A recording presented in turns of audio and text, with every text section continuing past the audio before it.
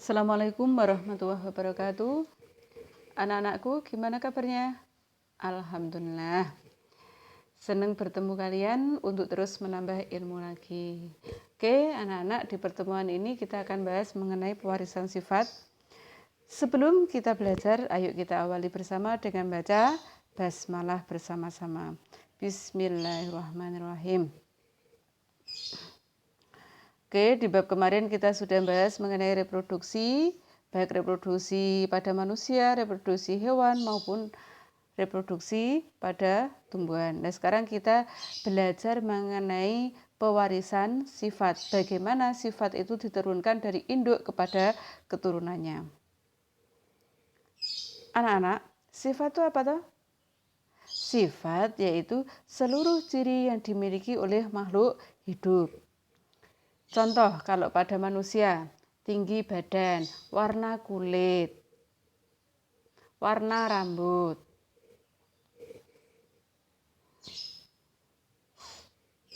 Kalau pada tumbuhan, misal buah besar, rasa manis,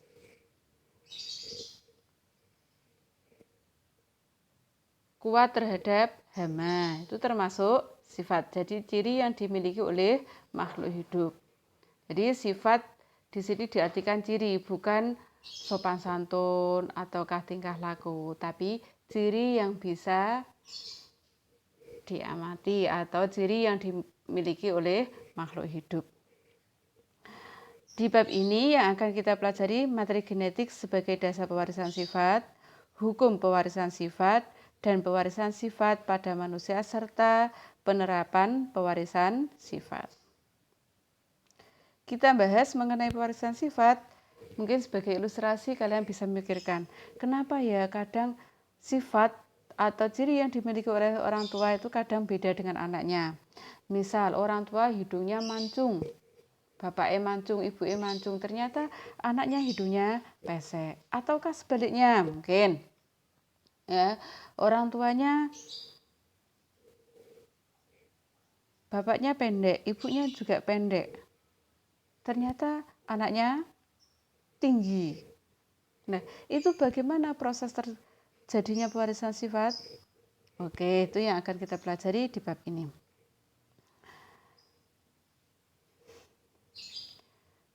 Pada pertemuan ini kita akan fokus membahas mengenai materi genetik sebagai dasar pewarisan sifat.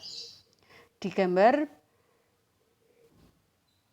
terdapat sel hewan dan sel tumbuhan. Masih ingat kan? Bagian-bagian dari sel? Masih, alhamdulillah. Nah, materi genetik itu terdapat pada nukleus atau inti sel. Inti sel anak-anak kalau dibuka atau diiris secara melintang itu akan menggambarkan gambar ini, muncul yang namanya kromosom.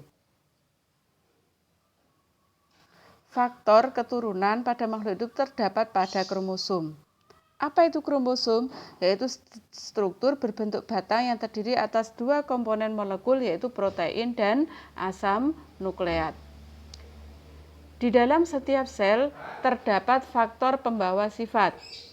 Di dalam sel yaitu di inti sel terdapat benang-benang kromosom yang mana mengandung gen yaitu berupa DNA atau asam deoksiribonukleat. Gen adalah penentu sifat. Gen diturunkan dari induk kepada keturunannya. Ini gambar dari benang kromosom. Jadi bentuknya kayak pita. Kromosom dilihat dari strukturnya dibedakan menjadi 4. Ada telosentrik, akrosentrik, submetasentrik, dan metasentrik. Pembedaan ini didasarkan pada lengan dari kromosom. Perlu diketahui bahwa kromosom itu punya dua bagian yaitu sentromer dan lengan.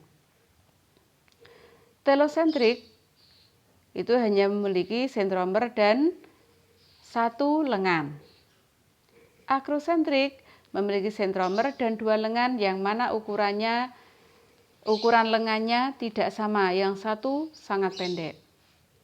Submetasentrik memiliki sentromer dan 2 lengan, tetapi lengannya yang satu ukurannya tidak sama. Metasentrik kromosom mempunyai 2 lengan yang sama panjang dan sentromer. Kalau dilihat dari letaknya, kromosom dibedakan jadi 2, ada kromosom diploid dan haploid. Kromosom diploid itu terdapat dalam sel tubuh, sedangkan kromosom haploid terdapat pada gamet atau sperma dan ovum. Ada juga yang mengatakan bahwa kromosom diploid itu kromosom yang berpasangan, sedangkan kromosom haploid berarti kromosom yang tidak berpasangan. Kromosom pada makhluk hidup itu tidak sama jumlahnya. Contoh, pada manusia memiliki jumlah kromosom 23 pasang. Otomatis di dalam ovumnya ada 23 buah, di sperma 23 buah. Pada nyamuk memiliki 6 kromosom. Tikus sawah memiliki jumlah kromosom 40 buah atau 20 pasang.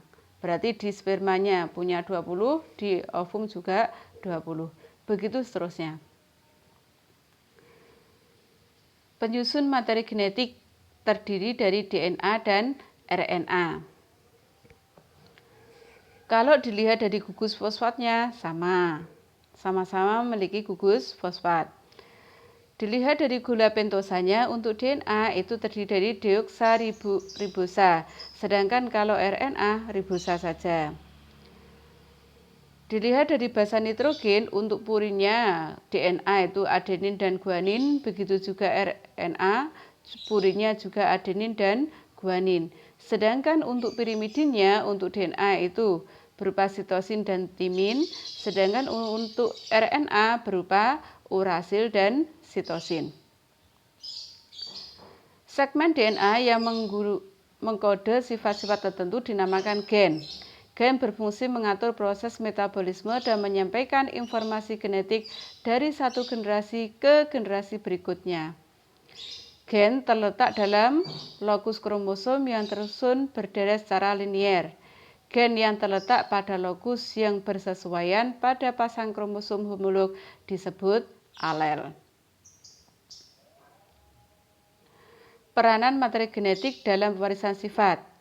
Materi genetik berperan dalam penentuan sifat pada makhluk hidup.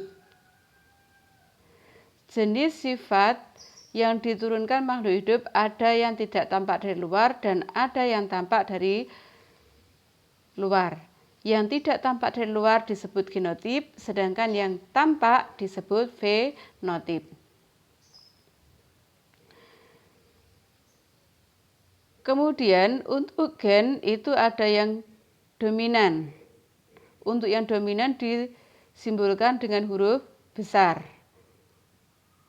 Contoh di sini A besar, karena sama maka disebut homozigot dominan.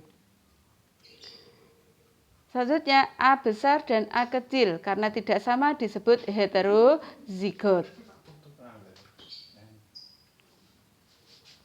Kemudian A kecil disebut homozigot resesif. Jadi gen yang sama tetapi resesif atau sifat yang kalah. Istilah-istilah dalam pewarisan sifat. Lokus yaitu tempat gen. Fenotip sifat yang tampak. Genotip sifat yang tidak tampak. Dominan sifat yang menang. Resesif sifat yang kalah. Alel pasangan gen. Homozigot pasangan gen yang sama. Heterozigot pasangan gen yang berbeda.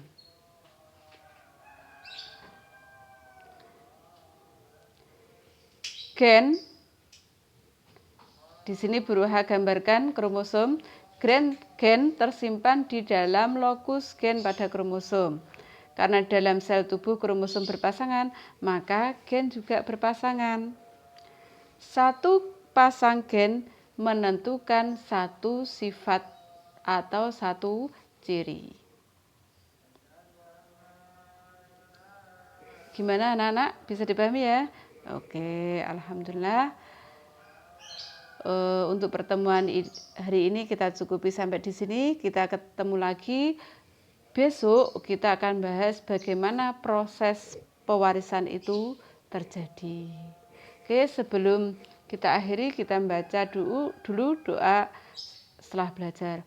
Allahumma inni astaudiuka ma alam tanihi wardudhu ilayya inda hajati ilaih wa la tansanihi ya rabbal alamin. Assalamualaikum warahmatullahi wabarakatuh.